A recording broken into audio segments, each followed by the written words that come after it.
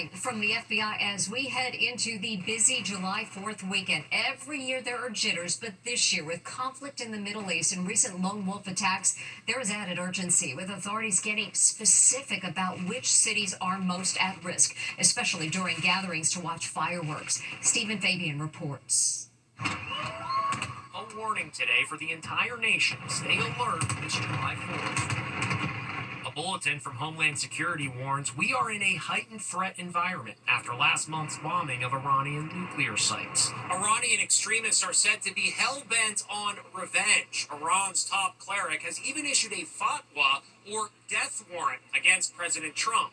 The NYPD and our federal partners are closely monitoring the threat from lone wolf actors who are motivated by world events. In New York today, the NYPD held a briefing on security precautions at the nation's largest fireworks display. You will see thousands of our uniformed officers out in full force. Overhead, our aviation unit and drone teams will provide a real-time view of crowd conditions and any potential issues. What is it specifically about lone wolves that are really raising concern? Well, they're hard to find, and if they don't have a track record, if they don't have communications, if they're not being followed in some way, either on social media or in person, they can show up anywhere, anytime, and we would never know it. There's no warning with a lone wolf. Like the assault on pro-Israel demonstrators in Boulder, Colorado, where a maniac threw Molotov cocktails into the crowd. In San Francisco, authorities are taking steps to forestall an attack like the New Year's Eve massacre in New Orleans, when a lone wolf drove a truck down crowded Bourbon Street, mowing down pedestrians.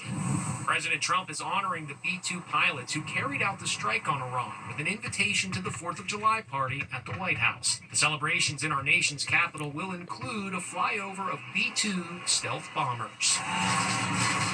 And take a look at this scary scene outside Sacramento.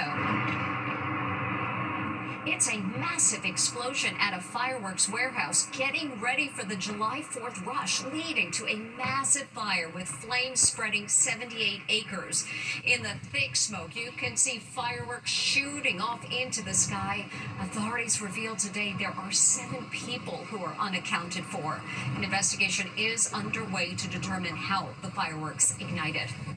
Despite his heroic efforts, the dad who jumped in to save his young daughter after she went overboard on a Disney cruise ship is being trolled online. He's being targeted with speculation his daughter fell after she was propped up on a railing to take a photo, but Megan Alexander tells us authorities are rushing to the dad's defense. The hero dad who leaped overboard to save his daughter when she fell off a Disney cruise ship is facing a barrage of attacks on social media. The dad put her on the top of the railing to get a picture, goes this speculation online. And this, if he didn't put her up on the railing for a picture, it never would have happened. The nastiness is getting so bad, authorities are stepping in to publicly defend the father. The Broward County Sheriff's Office issued this statement saying the 5-year-old girl was not being held, as erroneously reported on some social media sites. The Sheriff's Office tells Inside Edition today, we are trying to correct the misinformation and vitriol that is being directed towards the father. The girl plummeted to the ocean from Deck 4 of the Disney Dream. The railing has a plexiglass safety barrier. Deck 4 is a popular attraction for passengers on the ship. It has shuffleboard courts, which the parents of the little girl were reportedly playing when she fell overboard. It also has a jogging track and lounge chairs for taking in the spectacular views. I spoke to a Disney crew member who was on the 4th floor at the shuffleboard area when it happened, and she did say that the little girl was climbing and she fell overboard. So climbed up the guardrail. Yes. Several passengers on board the Disney Dream are expressing surprise that the daughter and father survived the fall. One passenger says she heard a massive splash that sounded like hitting concrete. Nothing like if you jump into a pool. It was so loud, she says.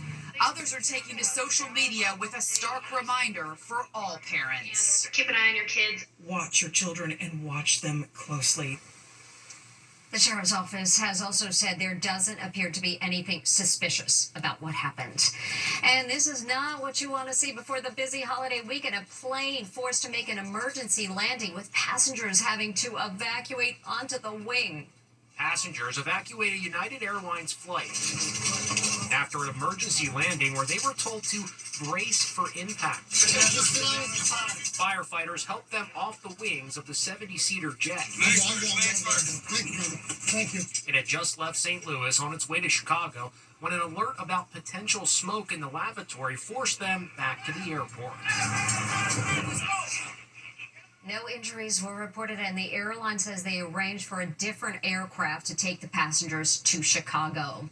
Along with cookouts and fireworks, baseball is a popular pastime during the July 4th holiday weekend, but one season ticket holder won't be able to go to the game because he's just been banned from the stadium.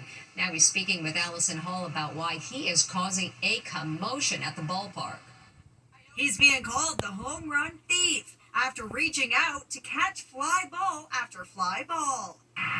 Outfielders claim he gets in their way and robs them of any chance of catching the ball. Oh my goodness, fan interference. David Allen McCaskill is an Arizona Diamondbacks superfan. He has season tickets in the first row behind left field. He's caught 24 home run balls in all. Just check out his collection. It's just fun because you're in the game, you're paying more attention, especially when you're watching your favorite team. It's adrenaline rush. But 5 of those catches have been ruled fan interference. Who got it? Even fellow fans of his hometown team are furious, calling him a menace and a disgrace. This happened earlier this week. This is actually kind of dangerous. And he was ejected from the game. Now the Diamondbacks are banning the retired Air Force major for the rest of the season.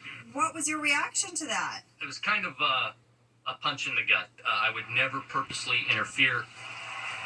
The Diamondbacks said in a statement that while McCaskill is banned from the stadium for the rest of this season, they may allow him back next year so long as he abides by their fan code of conduct. We'll be back with much more Inside Edition after this.